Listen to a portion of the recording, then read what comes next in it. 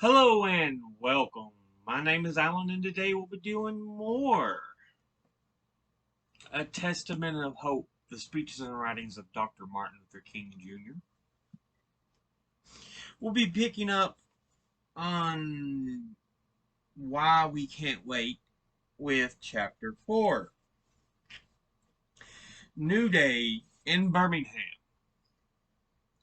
On Wednesday, the 3rd of April 1963, the Birmingham News appeared on the stands, its front page bright with color, uh, drawing showing a golden sun rising over the city. It was captioned "New Day Dawns for Birmingham" and celebrated Albert Boutwell's victory in the runoff vote for mayor, the golden glow of racial harmony. The headline implied, could now be expected to descend on the city. As events were to show, it was indeed a new day for Birmingham, but not because Boutwell had won the election. For all the optimism expressed in the press and elsewhere, we were convinced that Albert Boutwell was, in Fred Shuttleworth's apt phrase, just a dignified Bull Connor. We knew that the former state senator and lieutenant governor had been the principal author of Alabama's pupil placement law and was a consistent supporter of segregationist views. His statement a few days after the election that "we citizens of Birmingham respect and understand one another" showed that he understood nothing about two-fifths of Birmingham citizens, to whom even polite segregation was no respect. Meanwhile, despite the results of the runoff, the city commissioners, including Bull Connor, had taken the position that they could not legally be removed from office until 1965. They would go into the courts to defend their position and refused in the interim to move out of their city hall offices. If they won in court and conflict in the laws of Birmingham made this theoretically possible, they would remain in office for another 2 years. If they lost, their terms would still not expire until the 15th of April, the day after Easter.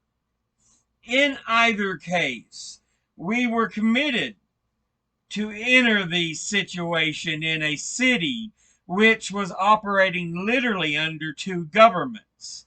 We had decided to limit the first few days' efforts to sit-ins. Being prepared for a long struggle, we felt it best to begin modestly, with a limited number of arrests each day. By rationing our energies in this manner, we would help toward the build-up and drama of a growing campaign. The first demonstrations were accordingly not spectacular, but they were well organized. Operating on a precise timetable, small groups maintained a series of sit-ins at lunch counters in the downtown department stores and drugstores. When the demonstrators were asked to leave and refused, they were arrested under the local trespass after warning ordinance. By Friday night, there had been no disturbances worth note. Evidently, neither Bull Connor nor the merchants expected this quiet beginning to blossom into a large-scale operation. After the first day, they held a mass meeting the first of 65 nightly meetings conducted at various churches in the Negro community. Through these meetings, we were able to generate the power and depth which finally galvanized the entire Negro community. The mass meetings had a definite pattern, shaped by some of the finest activists in the civil rights movement. Ralph Abernathy, with his unique combination of humor and dedication, has a genius for lifting an audience to heights of enthusiasm and holding it there. When he plants himself behind the lectern, squat and powerful, his round face breaking easily into laughter, his listeners both love and believe him. Wyatt Wallace, powerful, lean, and bespectacled, brought his energetic and untiring spirit to our meetings, whose members already knew and admired his dedicated work as a behind-the-scenes organizer of the campaign. There was a special adulation that went out to the fiery words and determined zeal of Fred Shuttlesworth, who had proved to his people that he would not ask anyone to go where he was not willing to lead. Although for the first week I was busy on matters that prevented me taking an active part in the demonstrations, I spoke at the mass meetings nightly on the philosophy of nonviolence and its methods. Besides these regulars, local speakers appeared from time to time to describe the injustices and humiliation of being a Negro in Birmingham, and occasional visitors from elsewhere across the country brought us welcome messages of support. An important part of the mass meetings was of freedom songs. In a sense, the freedom songs are the soul of the movement. They are more than just incantations of clever phrases designed to invigorate a campaign. They are as old as the history of the Negro in America. They are adaptations of the songs the slaves sang, the sorrow songs, the shouts for joy, the battle hymns, and the anthems of our movement. I have heard people talk of their beat and rhythm, but when the movements are as inspired by their words. Woke up this morning with my mind stayed on freedom is a sentence that needs no music to make its point. We sing the freedom songs today for the same reason the slaves sang them, because we too are in bondage, and the songs add hope to our determination that we shall overcome, black and white together. We shall overcome someday. I have stood in a meeting and with hundreds of youngsters and joined in while they sang, "Ain't gonna let nobody turn me round." It is not just a song, it is a resolve. A few minutes later, I have seen those same youngsters refuse to turn around from the onrush of a police dog, refuse to turn around before a pugnacious bull Connor on command of men armed with power hoses. These songs bind us together, give us courage together, and help us to march together. Toward the end of the mass meetings, Abernathy or Shuttlesworth or I would extend an appeal for volunteers to serve in our nonviolent army. We made it clear that we would not send anyone out to demonstrate who had not convinced himself and us he could accept and endure violence without retaliating. At the same time, we urged the volunteers to give up any possible weapons that they might have on their persons. Hundreds of people responded to this appeal. Some of those who carried penknives, Boy Scout knives, all kinds of knives, had them not because they wanted to use them against the police or other attackers, but because they wanted to defend themselves against Mr. Connor's dogs. We proved to them that they needed no weapons, not so much as a toothpick. We proved that we possessed the most formidable weapons of all, the conviction that we were right. We had the protection of our knowledge that we were more concerned about realizing our righteous aims than about saving our skins. The invitational periods at the mass meetings when we asked for volunteers were much like those invitational periods that occur every Sunday morning in Negro churches when the pastor projects the call to those present to join the church. By 20s and 30s and 40s, people came forward to join our army. They did not hesitate to call our movement sincerity. No uniform but its determination. No arsenal except its faith. No currency except its conscience. It was an army that would move but not maul. It was an army that would sing but not slay. It was an army that lay siege to the fortresses of discrimination.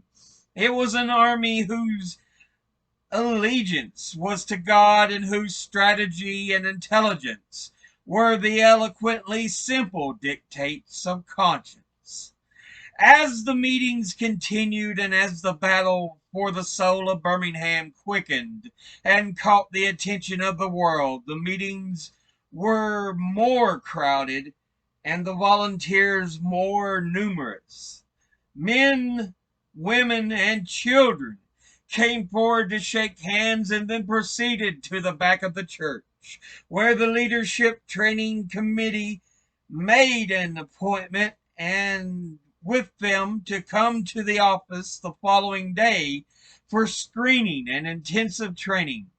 The focus of these training sessions was the socio-dramas designed to prepare the demonstrators for some of the challenges they could expect to face. The harsh language and physical abuse of the police and the self-appointed guardians of the law were frankly presented along with the nonviolent creed in action. To resist without bitterness, to be cursed and not reply, to be beaten and not hit back. The SCLC staff members who conducted these sessions played their roles with the conviction born of experience. They included the Reverend James Lawson, expelled from Vanderbilt University a few years back for his militant civil rights work and one of the country's leading exponents of the nonviolent credo, the Reverend James Bevel, already an experienced leader in Nashville, Greenwood, and other campaigns. His wife, Diane Nash Bevel, who, as a student at Fisk, had become an early symbol of the young Negro's thrust toward freedom. The Reverend Bernard Lee, whose devotion to civil rights dated back to his leadership of the student movement at Alabama State College, the Reverend Andy Young, our aide and dedicated program director, and Dorothy Cotton, director of our ongoing citizenship education program, who also brought her rich talent for song to the heart of the movement. Not all who volunteered could pass our strict test for service as demonstrators, but there was much to be done over and above the dramatic act of presenting one's body in the marches. There were errands to be run, phone calls to be made, typing, so many things. If a volunteer wasn't suited to march, he was utilized in one of a dozen other ways to help the cause. Every volunteer was required to sign a commitment card that read, "I hereby pledge myself, my person and body, to the nonviolent movement. Therefore, I will keep the following 10 commandments. 1. Meditate daily on the teachings and life of Jesus. 2. Remember always the nonviolent movement in Birmingham seeks justice and reconciliation, not victory. 3. Walk and talk in the manner of love, for God is love. 4. Pray daily to be used by God in order that all men might be free. 5. Sacrifice personal wishes in order that all men might be free. 6. Observe with both friend and foe the ordinary rules of courtesy. 7. Seek to perform regular services for others and for the world. 8. Refrain from the violence of fist, tongue, or heart. 9. Strive to be in good spiritual and bodily health. 10. Follow the directions of the movement and of the captain of a demonstration. I signed this pledge having seriously considered what I do and determine it, and with the determination and will to persevere. Name, address, phone, nearest relative, address. Besides demonstration, I could also help the movement by circle the proper terms. Run errands, drive my car, fix food for volunteers, clerical work, make phone calls, answer phones, mimeograph, type, print signs, distribute leaflets. Alabama Christian Movement for Human Rights, Birmingham affiliate of SCLC, 505 and a half North 17th Street, F.L. Shuttlesworth, President. I had planned to submit myself to imprisonment 2 or 3 days after our demonstrations began. It didn't take long after returning to Birmingham, however, to recognize the existence of a problem that made it unwise and impractical for me to go to jail before something had been done to solve it. We had been forced to change our timetable twice. We had to make a strategic retreat until after the runoff and lost contact with the community for several weeks. We had returned to find that our own people were not united. There were tremendous there was tremendous resistance to our program from some of the Negro ministers, businessmen, and professionals in the city. This opposition did not exist because these Negroes did not want to be free. It existed for several other reasons. The Negro in Birmingham, like the Negro elsewhere in this nation, had been skillfully brainwashed to the point where he had accepted the white man's theory that he, as a Negro, was inferior. He wanted to begin he didn't know where to begin or how to resist the influences that had conditioned him to take the least line of resistance and go along with the white man's views. He knew that there were exceptions to the white man's evaluation. A Ralph Bunch, a Jackie Robinson, a Marion Anderson. But to the Negro, to Birmingham, and to the nation, the exception did not prove the rule. Another consideration had also affected the thinking of some of the Negro leaders in Birmingham. This was the widespread feeling that our action was ill timed and that we should have given the near Boutwell government a chance. Attorney General Robert Kennedy had been one of the first to voice this criticism. The Washington Post, which covered Birmingham from the first day of our demonstrations, had editorially attacked our timing.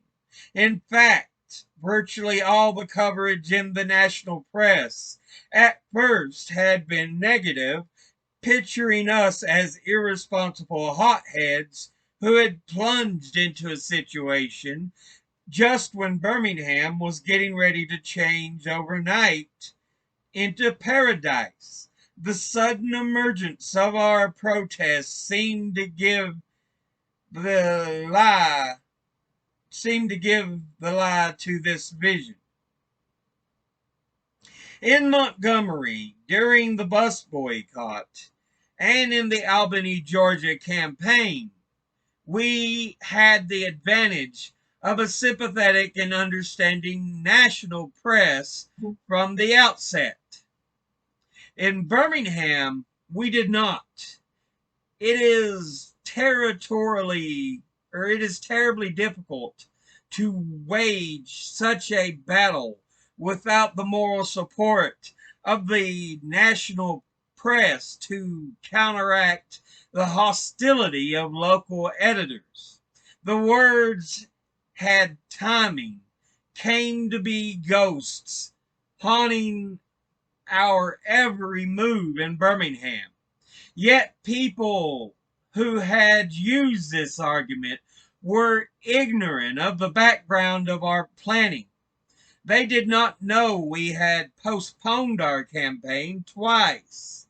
They did not know our reason for attacking in time to affect Easter shopping. Above all, they did not realize that it was ridiculous to speak of timing when the clock of history showed that the Negro had already suffered over 100 years of delay. Not only were many of the Negro leaders affected, but the administration's position, but they themselves were indulging in a false optimism about what would happen to Birmingham under the new government.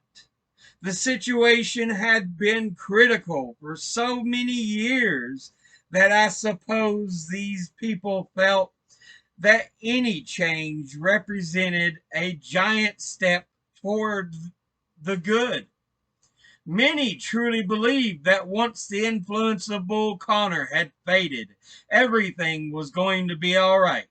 Another reason for the opposition within the Negro community was resentment on the part of some groups and leaders because they did not they had not kept them informed about the date we planned to begin or the strategy we would adopt. They felt they were being pulled in on something they had no part in our organizing. They did not realize that because of the local political situation, we had been forced to keep our plans secret. We were seeking to bring about a great social change which would only be achieved through unified effort. Yet our community was divided. Our goals could never be attained in such an atmosphere. It was decided that we would conduct a whirlwind campaign of meetings with organizations and leaders of the Negro community to seek to mobilize every key person and group behind our movement. Along with the members of my staff, I began addressing numerous groups representing a cross section of our people in Birmingham. I spoke to 125 business and professional people at a call meeting in the Gaston building. I talked to a gathering of 200 ministers. I met with many smaller groups during a hectic 1 week schedule. In most cases, the atmosphere when I entered was tense and chilly, and I was aware that there was a great deal of work to be done. I went immediately to the point, explaining to the business and professional men why we had been forced to proceed without letting them know the date in advance. I dealt with the argument of timing. To the ministers, I stressed the need for a social gospel to supplement the gospel of individual salvation. I suggested that only a dry as dust religion prompts a minister to extend the gospel of heaven while ignoring the social conditions that cause men an earthly hell. I pleaded for the projection of strong, firm leadership by the Negro minister, pointing out that he is freer, more independent than any other person in the community. I asked how the Negro would ever gain his freedom without the guidance, support, and inspiration of his spiritual leaders. I challenged those who had been persuaded that I was an outsider. I pointed out that Fred Shuttlesworth's Alabama Christian movement, the human rights for human rights, was an affiliate of the SCLC, and that the Shuttlesworth group had asked SCLC to come to Birmingham, and that as president of SCLC, I had come in the interests of aiding an SCLC affiliate.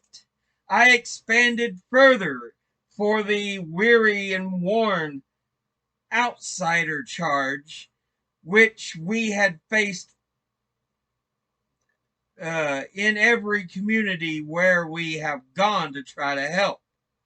No Negro, in fact, no American, is an outsider when he goes to any community to aid the cause of freedom and justice. No Negro anywhere, regardless of his social standing, his financial status, his prestige and position, is an outsider so long as dignity and decency are denied to the humblest black child in Mississippi, Alabama, or Georgia. The amazing aftermath of Birmingham, the sweeping Negro revelation, revealed to people all over the land that there were no outsiders in all these 50 states of America. When a police dog buried his fangs in the ankle of a small child in Birmingham, he buried his fangs in an ankle of every American. The bell of man's inhumanity to man does not toll for any one man. It tolls for you, for me, for all of us. Somehow, God gave me the power to transform the resentments, the suspicions, the fears, and the misunderstanding that I found that week into faith and enthusiasm. I spoke from my heart, and out of each meeting came the firm endorsement and pledges of participation and support.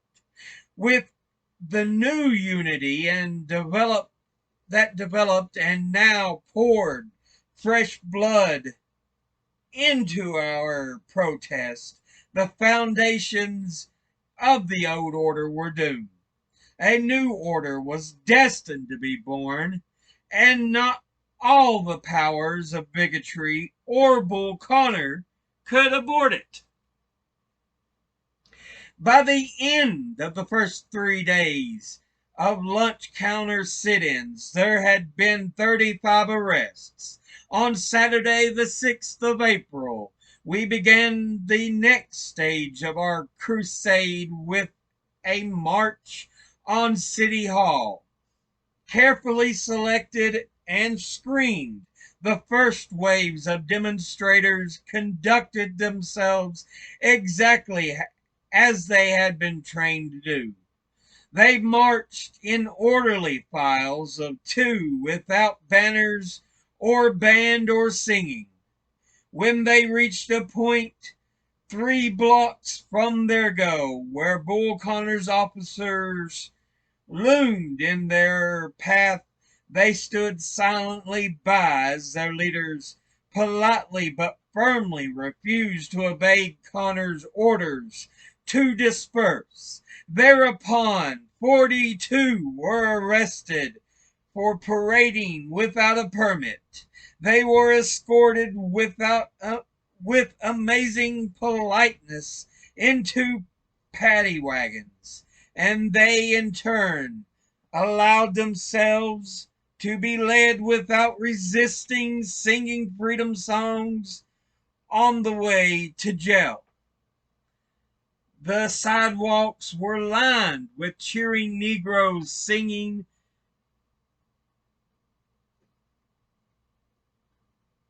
Amu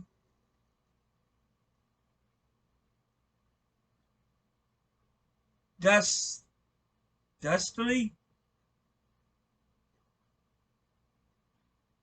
applauding their jail-bound heroes.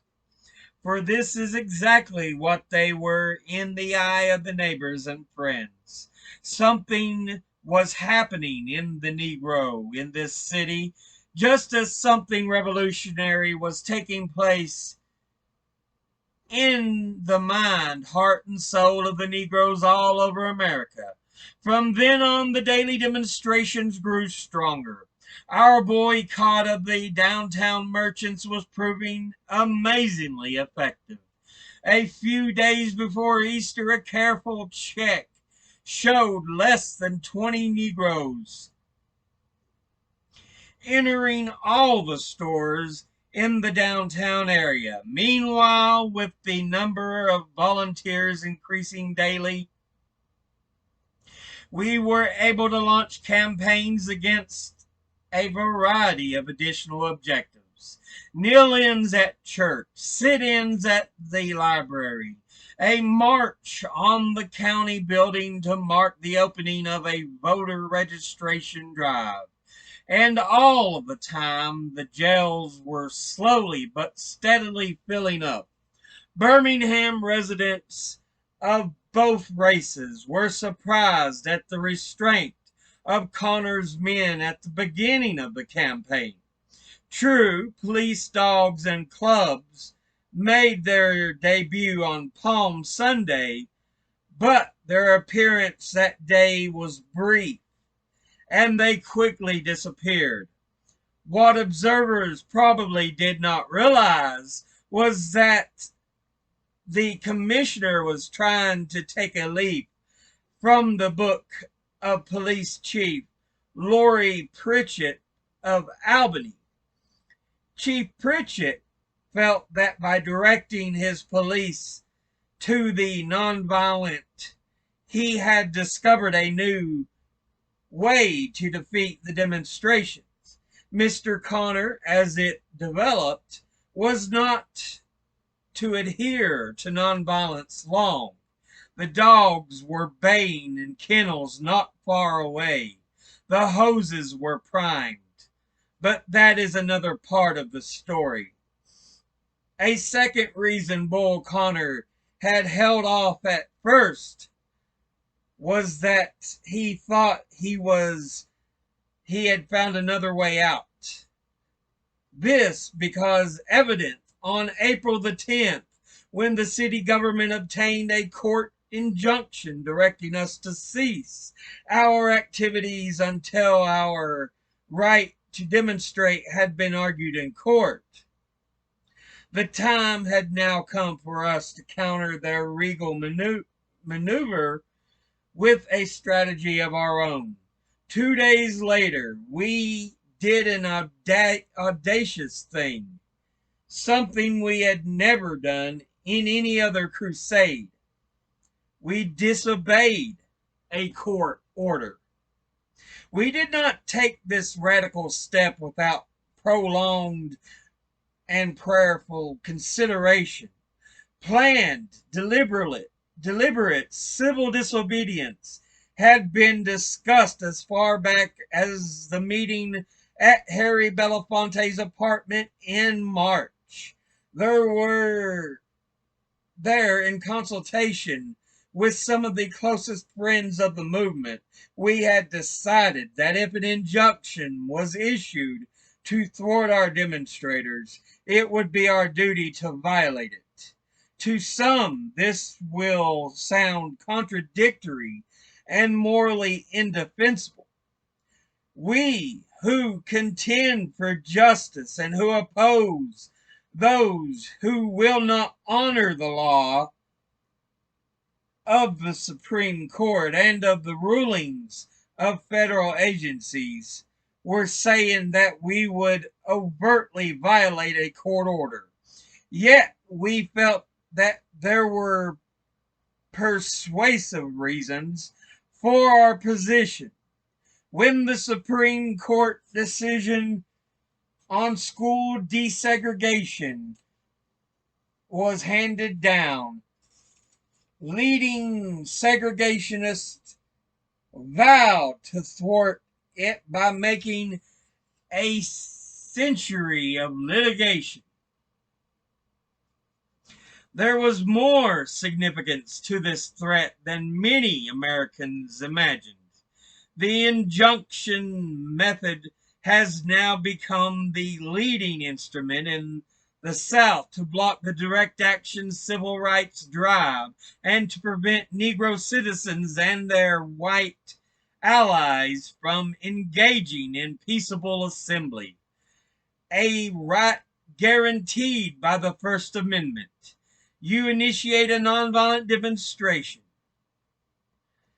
The power structure secures an injunction against you. It can conceivably take 2 or 3 years before any disposition of the case is made. The Alabama courts are notorious for sitting on cases of this nature. This has been a maliciously effective pseudo-legal way of breaking the back of legitimate moral protest. We had participated in this procedure. We had anticipated that this procedure would be used in Birmingham. It had been invoked in Montgomery to outlaw our carpool during the bus boycott. It had destroyed the protest movements in Talladega. The NAACP from the state of Alabama, or had destroyed the protest movement in Talladega, Alabama. It had torpedoed the effort in Albany, Georgia. It had routed the NAACP from the state of Alabama. We decided, therefore, knowing well what the consequences would be and prepared to accept them, that we had no choice but to violate such an injunction. When the injunction was issued in Birmingham, our failure to obey it bewildered our opponents. They did not know what to do. We did not hide our intentions. In fact, I announced our plan to the press, pointing out that we were not anarchists advocating lawlessness, but that it was obvious for us that the courts of Alabama had misused the judicial process in order to perpetuate injustice and segregation. Consequently, we would not, in good conscience, obey their findings. I intended to be the one of the first to set the example of civil disobedience. 10 days after the demonstration began, between 400 and 500 people had gone to jail. Some had been released on bail, but about 300 remained. Now that the job of unifying the Negro community had been accomplished, my time had come. We decided that Good Friday, because of its symbolic significance, would be the day that Ralph Abernathy and I would present our bodies as personal witnesses in this crusade. Soon after we announced our intention to lead a demonstration on the 12th of April and submit to arrest, we received a message so distressing that it threatened to ruin the movement. Late Thursday night, the bondsman who had been furnishing bail for the demonstrators notified us that he would be unable to continue. The city had notified him that his financial assets were insufficient. Obviously, this was another move on the part of the city to hurt our cause. It was a serious blow. We had used up all the money we had on hand for cash bonds. There were our people in jail for whom we had a moral responsibility. 50 more to go to jail with Ralph and me. This would be the largest single group to be arrested to date. Without bail facilities, how could we guarantee their eventual release? Good Friday morning, early, I sat in room 30 of the Gaston Motel discussing this case with 24 key people. As we talked, a sense of doom began to pervade the room. I looked about me and saw that for the first time, our most dedicated and devoted leaders were overwhelmed by a feeling of hopelessness. No one knew what to say, for no one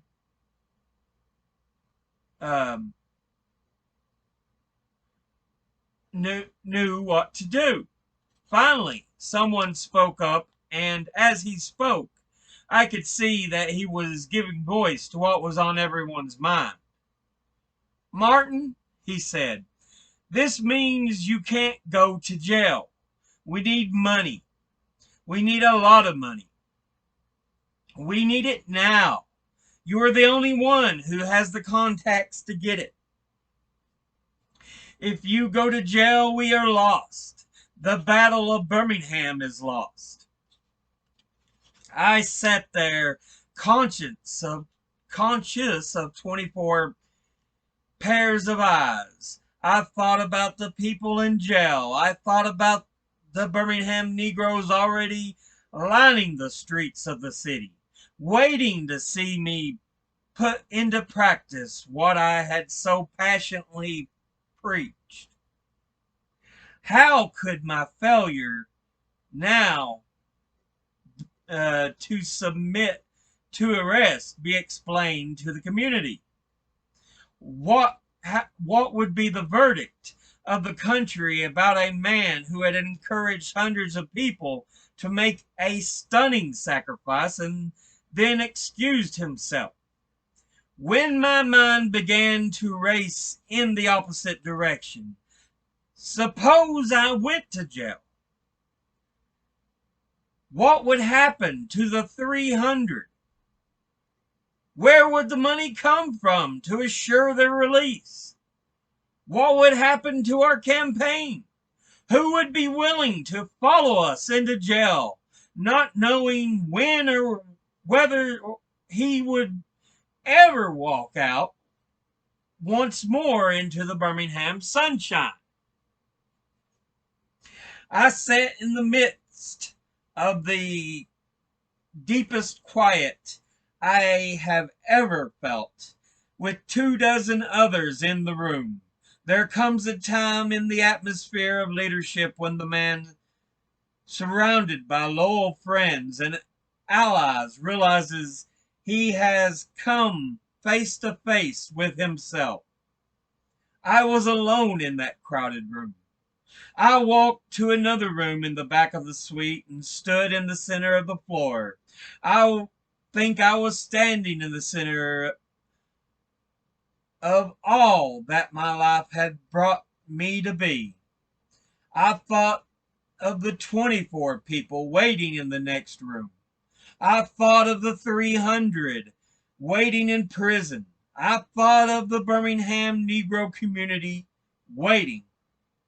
Then my mind leaped forward beyond the Gaston Motel, past the city jail, past the city lines and state lines, and I thought of 20 million black people who dreamed that someday they might be able to cross the Red Sea of injustice and find their way to the promised land of integration and freedom. There was no room for doubt. I pulled off my shirt and pants, got into work clothes, and went back to the other room to tell them of I had decided to go to jail. I don't know what will happen. I don't know where the money will come from. But I have to make a faith act. I turned to Ralph Abernathy. I know you want to be in your pulpit on Easter Sunday, Ralph, but I am asking you to go with me. As Ralph stood up without hesitation, we all linked hands, and 25 voices in room 30 at the Gaston Motel in Birmingham, Alabama, chanted the battle hymn of our movement. We shall overcome. We rode forth from the motel to the Zion Hill Church, where the march would begin.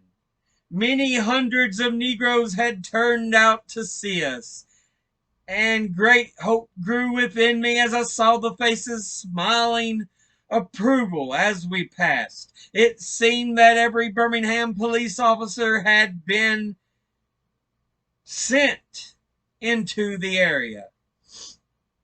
Leaving the church, where we were joined by the rest of our group of 50, we started down the forbidden streets that lead into downtown sector. It was a beautiful march. We were allowed to walk for farther than the police had ever permitted before. We walked for 7 or 8 blocks. All along the way, Negroes lined the streets. We were singing, and they were joining in. Occasionally, the singing from the sidewalks was interspersed with bursts of applause. As we neared the downtown area, Bull Connor ordered his men to arrest us. Ralph and I were hauled off by 2 muscular policemen clutching the backs of our shirts in handfuls. All the others were promptly arrested. In jail, Ralph and I were separated from everyone else, and later from each other. For more than 24 hours, I was held incommunicado in solitary confinement. No one was permitted to visit me, not even my lawyers. Those were the longest, most frustrating and bewildering hours I have lived. Having no contact of any kind, I was besieged with worry. How was the movement faring? Where would Fred and the other leaders get the money to have our demonstrators released? What was happening to morale in the Negro community? I suffered no physical brutality at the hands of my jailers. Some of the prison personnel were surly and abusive, but that was to be expected in Southern prisons. Solitary confinement, however, was brutal enough. In the mornings, the sun would rise, sending shafts of light through the window high in the narrow cell, which was my home.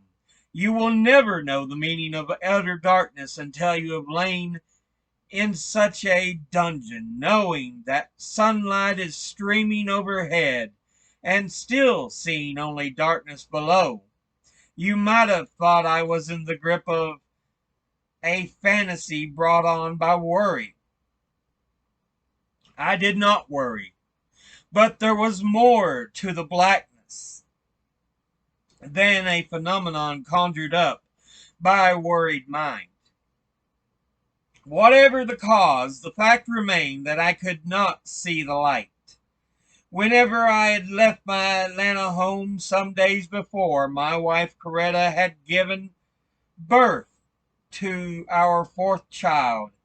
As happy as we were about the new little girl, Coretta was disappointed that her condition would not allow her to accompany me. She had been my strength and inspiration during the terror of Montgomery. She had been active in Albany, Georgia, and was preparing to go to jail with the wives of the other civil rights leaders here, just before the campaign ended. Now, not only was she confined to our home, but she was denied even the consolation of a telephone call from her husband. On the Monday following our jailing, she decided she must do something. Remembering the call that John Kennedy had made to her when I was jailed in Georgia during the 1960 election campaign, she placed a call to the president. Within a few minutes, his brother, Attorney General Robert Kennedy, phoned back. She told him that she had learned I was in solitary confinement and was afraid for my safety. The Attorney General promised to do everything he could to have my situation eased. A few hours later, President Kennedy himself called Coretta from Palm Beach and assured her that he would look into the matter immediately. Apparently, the president and his brother placed calls to officials in Birmingham, for immediately after Coretta heard from them, my jailers asked if I wanted to call her. After the president's intervention, conditions changed considerably. Meanwhile, on Easter Sunday afternoon, two of our attorneys, Ozell Billingsley and Arthur Shores, had been allowed to visit me. They told me that Clarence B. Jones, my friend and lawyer, would be coming in from New York the following day. When they left, none of the questions tormenting me had been answered. But when Clarence Jones arrived the next day, before I could even tell him how happy I was to see him, he said in a few words that lifted 1,000 pounds from my heart. Harry Belafonte has been able to raise $50,000 for bail bonds. It is available immediately, and he says that whatever else you need, he will raise it. I found it hard to say what I felt. Jones's message brought me more than relief from the immediate concern about money, more than gratitude for the loyalty of friends far away, more than the confirmation that the life of the movement could not be snuffed out. What silenced me was a profound sense of awe. I was aware of the feeling that had been present all along below the surface of consciousness, pressed down under the weight of concern for the movement. I had never been truly in solitary confinement. God's companionship does not stop at the door of a jail cell. I don't know whether the sun was shining at that moment, but I know that once again I could see the light. Oh, that took me a while to read. I apologize.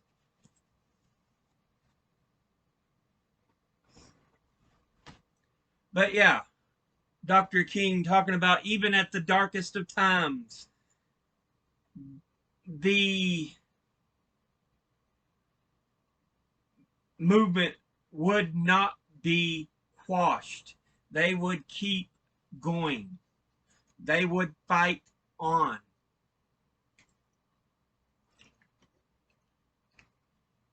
So yeah. Even attempts further, Bull Connor putting him in solitary confinement, which he was protesting. Yes, he defied a court order, but in all honesty, unjust laws should be defied.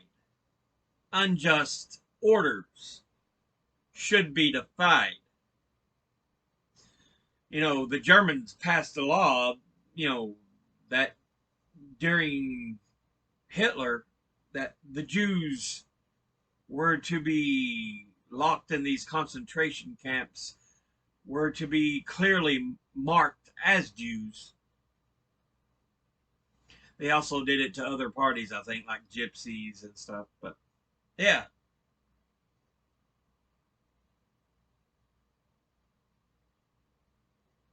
You need to defy these laws if they are unjust. But that is the end of this episode.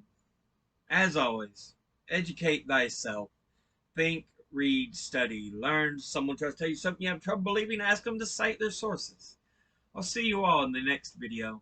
Until then, later.